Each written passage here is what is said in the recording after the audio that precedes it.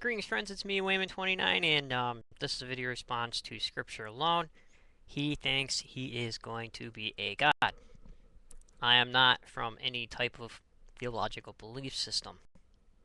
And the reason why I think the way I do is because I've read ancient Near Eastern literature. And when you do that, you start to see the framework in which early Israeli writings sprang from.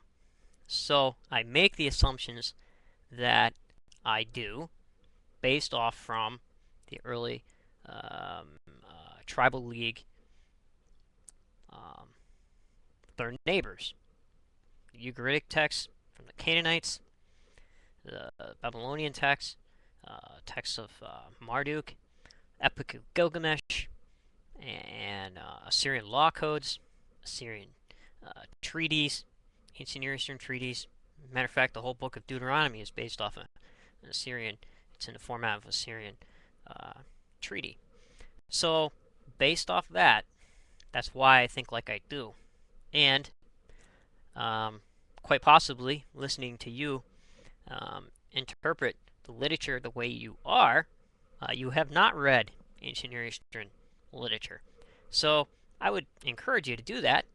It's a good read. It's all beautiful.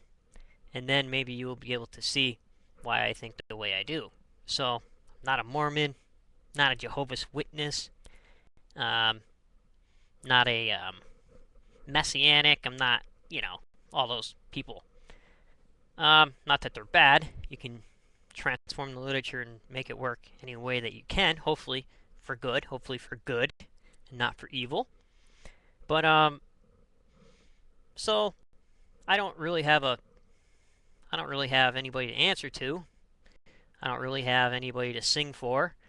And I don't really have anybody over my head with a club cowing me into thinking in any kind of theological way.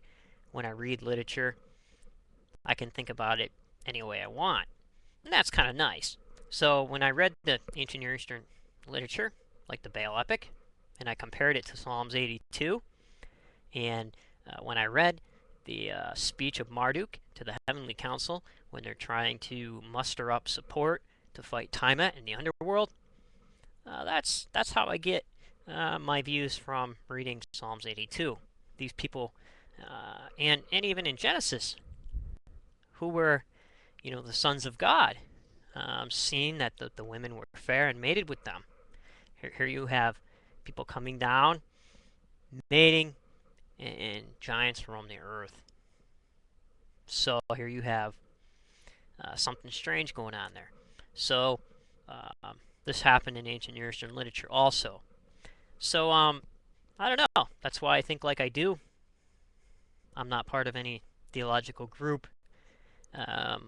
So I'm not sure what you were getting at, but I really enjoyed the conversation, and I really enjoy the topic, and I am eager for you to explain the deity El and the difference between El and Elohim.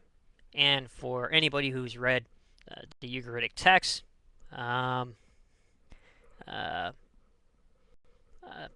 they will be able to know the difference. And it's pretty interesting, but all the same, I'm interested in hearing what you have to say about it. Thanks for doing these videos. They're very interesting, and they get me thinking. So take care, friends, and remember, if everybody's thinking alike, then somebody isn't thinking.